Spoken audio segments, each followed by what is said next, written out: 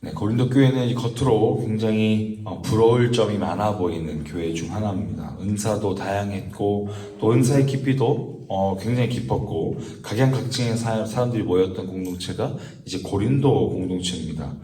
그러나 고린도 전서를 계속 묵상해 가고 있지만 묵상하면 묵상할수록 정말 문제가 많았다라는 것을 좀 보게 됩니다. 오늘 사도 바울은 아주 원론적인 이야기를 하고 있습니다.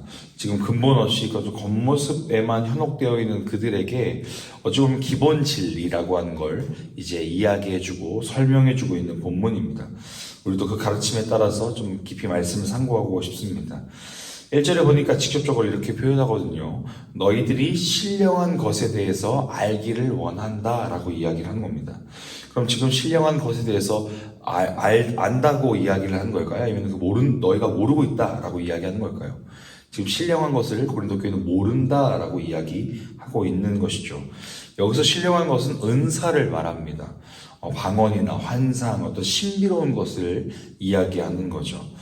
지금 고린도 교회에는 다양한 은사가 있었습니다. 방언, 예언, 가르침, 여러 가지 은사들이 굉장히 다양하게 등장했는데요. 그 은사의 이유와 목적을 알지 못한 채 그냥 그 현상에만 지금 집중되어 있는 것을 지금 지적하고 있는 겁니다. 그리고 2절에 보면 너희가 이방인으로 있을 때에 라고 이제 설명하거든요.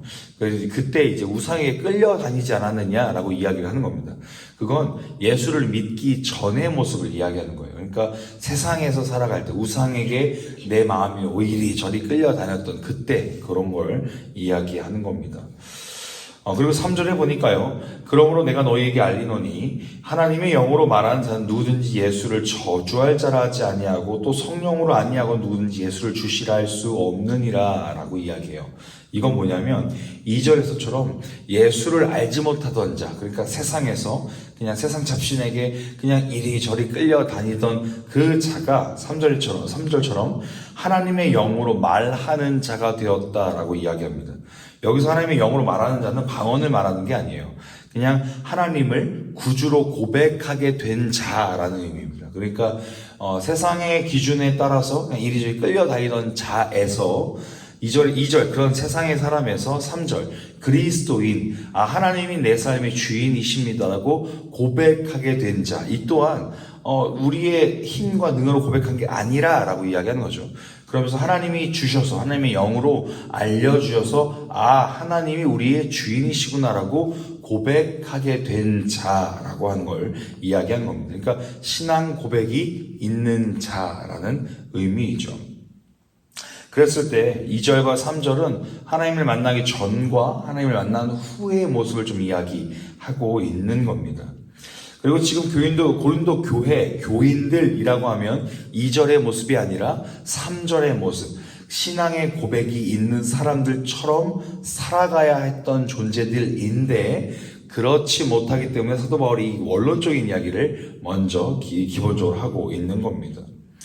참된 그리스도인이라고 하면 사실 4절부터 7절까지 나와 있는 하나님이 주신 그 은사를 이렇게 다양하게 받고 다양하게 사용할 줄 알아야 한다라는 걸 열거하고 있거든요.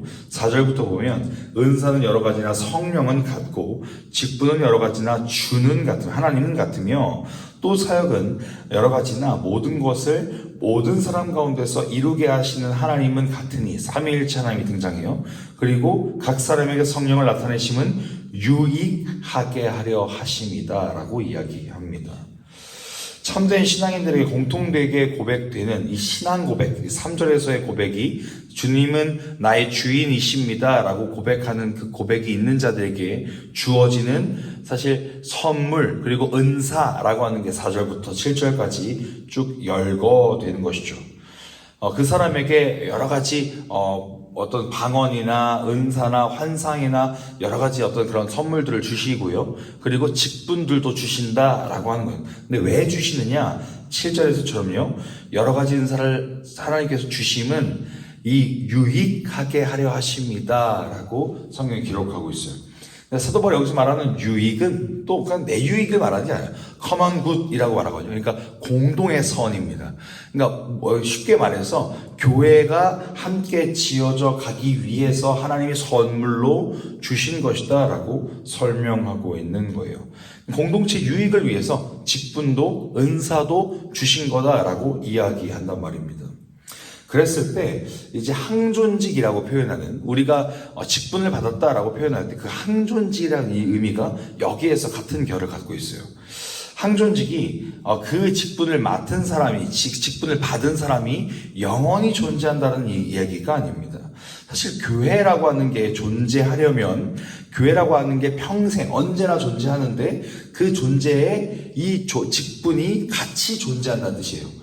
그러니까 내가 직분을 받았으면 평생 그 직분을 살아간다는 이야기가 아니라 항존직, 언제나 그 직분은 있을 것이다. 교회가 존재하는 한이라는 의미를 갖고 있는 거죠. 그랬을 때요, 한 번 목사가 영원한 목사는 아닙니다. 한 번 장로 권사가 되었다고 그 사람이 평생 장로 권사가 되는 게 아닙니다. 교회 공동체가 목사를 목사로 부를 때 교회 목사는 목사라는 직분을 감당할 수 있는 것이고, 교회 공동체가 장로 권사를 장로 권사라고 부를 때 그럴 때 그 직분을 감당하게 되는 것이죠. 쉽게 예를 들어 볼까요? 우리 목사님이 이제 우리 교회로 청빙 되실 때 그냥 막 막무가내로 청빙 되신 게 아니라 보통은 이제 부목사들도 마찬가지고요, 서약을 합니다. 그러니까 노예에 소속된 사람들이, 저희는 그러니까 총회 노예에 소속된 사람들이라서 서약을 보통 받아요. 그럴 때 이제 저희 목사님도 우리 풀향기교회에 담임 목사로 청빙되실 때 이 교회, 우리 교회 그때 당시에 있던 사람들이 사인을 하거나 공동의의를 하거나 인정을 해서 이분이 담임 목사입니다라고 불렀기 때문에 우리 목사님이 담임 목사로서 사역을 해 가시는 거죠. 교회법상 사실 교회 목사라고 하는 건 그냥 설교하는 장로예요. 그러니까 같은 장로다라는 거죠. 그래서 직분자라는 뜻입니다. 그러니까 설교하는 장로로서 우리 교회 담임 목사님이십니다라고 불러줬으니 신평진이라고 하는 사람이 신평진 담임 목사로서 이 풀향기 교회를 담임해 가시는 거죠. 그랬을 때 저도 마찬가지예요. 황태근이라는 사람을 우리 성도님들께서 목사라고 불러주셨기 때문에 제가 풀향기의 목사가 될 수 있는 것이죠. 그런 점에서 똑같이요, 이 직분이라고 하는, 목사라고 하는 직분은 영원해요. 설교하는 장로의 직분은 영원합니다. 그러나 이 사람, 맡은 사람이 영원하다는 뜻이 아니에요. 한 번 목사가 영원한 목사가 아니고 그 목사의 직분은 있으나 교회가 목사로 불렀을 때 목사로서의 사역을 할 수 있다는 뜻이고, 장로 권사도 마찬가지입니다. 평생 죽을 때까지 장로, 죽을 때까지 권사가 아니에요. 교회가, 공동체가 장로 권사라고 부르지 않으면 그 사람은 더 이상 그 직분을 감당하지 못하는 사람이다 라고 이야기하는 것이죠. 그래서 그 직분을 왜 줬냐? 오늘 7절에서 말하는 것처럼요, 공동의 선을 위해서 줬답니다. 공동의 선이라고 하는 건 공동체의 유익을 말하는 거예요. 그러니까 교회 공동체가 올바르고 온전하게 세워지기 위해서 각 사람에게 맞는 직분을 주셨고 각 사람에게 맞는 은사를 주셨다라고 하는 걸 성경이 이야기하고 있는 겁니다. 그래서 임직식을 교회에서 하는 겁니다. 성도들 앞에서, 하나님 앞에서 서약하고 결단하면서 그 직분을 엄중히 감당하겠다고, 이 직분이 내 거가 아니라 하나님이 부르신 직분이라는 것을 함께 공표하고 결단하기 위해서 교회에서 하는 결단의 예식인 겁니다. 그냥 멋진 목사 가운 입고 장로 배지 달고 화려한 환복을 입는 날이 그 예식 날이 아니라 정말 하나님과 사람들 앞에서 내가 정말 이 공동의 선, 이 교회 공동체가 아름답게 세워지기 위해서 내가 이 직분을 잘 감당하겠습니다라고 결단하는 날, 그날이 예식하는 날이었던 겁니다. 그런 점에서 고린도 교회는 누군가는 장로고 누군가는 권사고 누군가는 집사로 세워졌고 더 나아가서 은사도 각양각색이었다라는 걸 우리가 고린도전서를 쭉 묵상해 가면서 봤단 말이죠. 그랬을 때 이 고린도 교회는 이것이 하나님의 것이다라고 생각하지 않고 이게 지금 내 유익을 위해서 또는 내가 뭔가 저 사람보다 더 나은 사람인 걸 증명해내기 위해서 이것을 사용했기 때문에 사도 바울은 계속 질책하고 질타하고 있는 것이죠. 저는 오늘 본문 마지막이 사실 8절에서 10절까지 보면 이 다양한 은사들이 등장하거든요. 그런데 이 은사들 고린도 교회 성도들만 받은 게 아니라고 생각합니다. 8절에서 10절까지 보면요, 쉽게 설명하고 있죠. 어떤 사람은 성령을 말하면 지혜의 말씀을 이제 깨닫는 거, 말씀을 전하는 거예요. 그리고 어떤 사람은 같은 성령을 따라 지식의 말씀, 이것이 깨닫게 되는 말씀, 하나님의 말씀이 깨달아지는 것으로서의 은사가 또 누군가에게 있고, 다른 사람에게는 같은 성령으로 믿음 또한 은사입니다. 우리가 믿어야지라고 믿을 수 있는 게 아니에요. 하나님이 찔러 넣어주셨다라는 게 피스티스, 믿음의 재정이에요. 그러니까 하나님이 믿음을 주신 것도 은사다라고 이야기하는 거죠. 어떤 사람에게는 한 성령을 병 고치는 은사, 병 고치는 신유의 은사도 은사죠. 그리고 분별함, 여러 가지 이것이 옳은지 아닌지를 분별하는 것도 하나님의 은사입니다. 각종 방언도 은사고요, 방언을 통역함도 은사라고 이야기하고 있습니다. 이런 여러 가지 은사들을 계속해서 하나님이 주셨는데, 그 은사를 이제 오늘 본문을 쭉 읽어가면서 이 은사가 고린도 교회만 있었던 것이 아니다라는 것을 알게 되는 거예요. 왜냐하면 우리를 돌아보면 마찬가지예요. 우리 프리한교 교회 성도들, 여기 앉아 계신 우리 성도님들만 봐도 우리 모두에겐 은사가 있습니다. 누군가는 이걸 재능이라 부르고요, 누군가는 이걸 헌신이라고 부릅니다. 남들의 눈에 보이지 않는 것을 이제 볼 수 있는 거, 그거 은사입니다. 남들에게 기술이 없는데 이 공동체를 위해서 잘 사용할 수 있는 기술이 있다, 그거 은사예요. 그런데 그 은사를 왜 주셨답니까? 오늘 본문 마지막 절에 보면요, 한 번 더 이렇게 이야기를 합니다. 이 모든 일은 같은 성령, 한 성령이 행하사 그의 뜻대로 각 사람에게 나누어 주시는 것이라. 이게 반복되는 표현이거든요. 왜냐하면 7절에 전제가 있기 때문이에요. 한 성령 안에서 행하신 그 이유가 공동의 선, 결국엔 유익하게, 교회를 유익하게 하기 위해서 한 성령께서, 우리 하나님께서 각 사람에게 맞는 은사와 직분을 주셨다라는 걸 반복해서 이야기하는 거죠. 사랑하는 성도 여러분, 사실 이 새벽을 깨우게 하시는, 깨우는 것도 은사입니다. 아무나 새벽 예배 못해요. 정말 이 새벽 예배라는 게 그냥 단순히 신앙의 척도가 아니라 은사라고 하는 거죠. 방언 기도하는 것도 은사입니다. 그런데 그 기도가 내 스스로를 자랑하거나 내가 이만큼의 깊이가 있다거나 그렇게 세우는 것이 아니라요, 정말 교회를 세우고 중보가 필요한 사람들을 위하여 중보하며 또 교회를 위해서 기도하라고 주신 그 은사가 방언의 은사인 거예요. 사역하는 것도, 목회하는 것도 은사입니다. 자신의 지갑을 배불리하거나 또 자신의 노후를 위해서 어떤 교회를 사용해 먹거나 뭔가 콩고물이라도 떨어지면서 그걸 받아먹으려고 하는 것이 그런 사역의 모습이 아니라, 예수를 본받아서 성도를 위하여 희생하고 봉사하고 섬기기 위해서 목사라고 하는 직분을 받은 것이고, 그렇게 사역해 가는 거거든요. 그래서 그것도 은사다라고 성경이 이야기하는 겁니다. 그런데 이 모든 기본 전제는 사실 예수님이 그렇게 하셨기 때문에 우리도 그렇게 해야 한다라고 하는 것입니다.